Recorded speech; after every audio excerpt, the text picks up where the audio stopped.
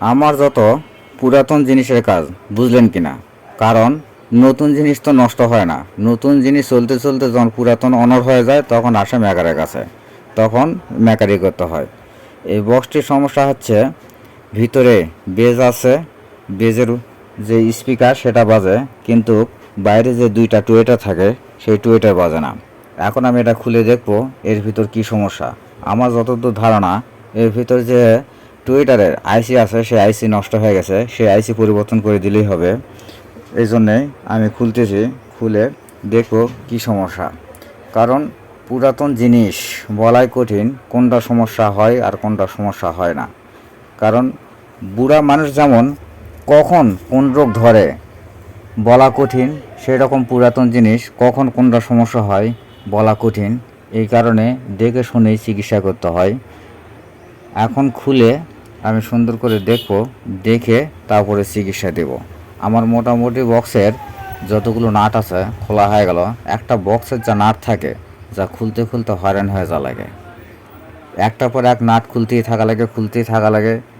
আমি কতগুলো নাট খুললাম তাও খোলা শেষ হলো না, আবারও 4টা নাট বার আছে। এই 4টা নাট খুললে গিয়া আমি সার্কিট পর্যন্ত পৌঁছতে পারবো, তারপরে সুন্দরভাবে কাজ করতে পারবো। এই নাটগুলো না খুললেও হয়, কিন্তু কাজ করতে একটু সমস্যা হয়। এই জন্যে একটু পুরোপুরি খুলে বক্স থেকে আলাদা করে সার্কিটে কাজ করলে কাজের একটু সুবিধা হয়। সার্কিট খোলা হয়ে গেল, তারপরে দেখে আবার ভলিউমও খোলা লাগবে। মানে খোলার কোনো শেষ নাই, একটার পর একটা খুলতে খুলতে জীবন শেষ। খুলতে যদি আধা ঘন্টা লাগে, কাজ করব কয় ঘন্টায়। যাই হোক, আমার মোটামুটি খোলা শেষ হয়ে গেল। এখন আইসিটা তুলব। আইসি দেখলাম পুড়ে গেছে, পুড়ে ফাটের নাম্বার পর্যন্ত উঠে চলে গেছে। এখানে কি নাম্বার আছে বলাও কঠিন, কিন্তু আমাদের কাজের আইডিয়া অনুযায়ী বলতে হয়। এখানে 20-30 আইসি থাকে। যেটা টুয়েটারে স্পিকারে সাউন্ড দেয় সেই সাউন্ডের আইসির নাম্বার 20-30, আর যেটা বেজের সাউন্ড দেয় সেই আইসির নাম্বার 20-50। 20-50 দিলে ভিতরে যে বেজ আছে সেই বেজ সাউন্ড দেয়, আর 20-30 দিলে বাইরে যে টুয়েটার দুটো আছে সেই টুয়েটারে সাউন্ড দেয়। এই কারণে নিঃসন্দেহে এখানে আইসি খুলে আমি 20-30 আইসি সেট করে দিলাম। আমার মোটামুটি সেট করা শেষ। এখন সুন্দর করে আয়রন বা তাতাল দিয়ে ঝালাই করতেছি। এই ঝালাই যদি কমপ্লিট হয়ে যায় তাহলে লাগানো কমপ্লিট হয়ে যাবে।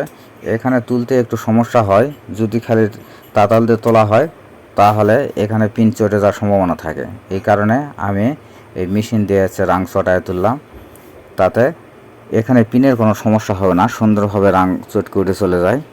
আমি এই জন্যই মেশিনটা ব্যবহার করলাম। আমার সুন্দরভাবে তোলা হয়ে গেছে, এখন সুন্দরভাবে লাগাইতেছি। লাগানো শেষ হয়ে গেলে লাইনটা দিব। লাইন দিলে আশা করা যায় হয়ে যাবে, কারণ যেহেতু একটা আইসি পুরে কালো হয়ে গেছে, এখানে কোনো নাম্বার পর্যন্ত নেই। এখানে ঝালাই করতে একটু সময় লাগে, কারণ সুন্দর করে ঝালাই করতে হয়। তাড়াতাড়ি হিট বেশি হয়ে গেলে আবার কেটে যাওয়ার সম্ভাবনা থাকে। আমার লাগানো কমপ্লিট। এখন সাউন্ডটা দেব, সাউন্ড দিলেই বুঝতে পারবো কি হচ্ছে।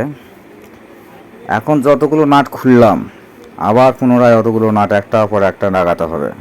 মানে কম্পিউটার বক্সের নাট খোলা এবং লাগানো এটাই বিরক্তকর কাজ। যেটুক সময় কাজ করতে আর কতটুক সময় লাগলো, সুন্দর করে আইসিটা তুললাম, আবার সুন্দর করে আইসিটা বসায় দিলাম, কিন্তু নাট খুলতে খুলতেই জীবন শেষ।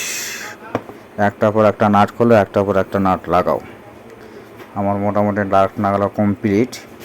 আমি অবশ্য সাউন্ডে দেখলাম, সাউন্ডে মোটামুটি কাজ হচ্ছে, গান বাজিচ্ছে। আমার সেট করাও কমপ্লিট হয়ে গেছে। এখন শুধুমাত্র কাস্টমারকে ডেলিভারি দেওয়ার পালা। ভালো থাকবেন বন্ধুরা।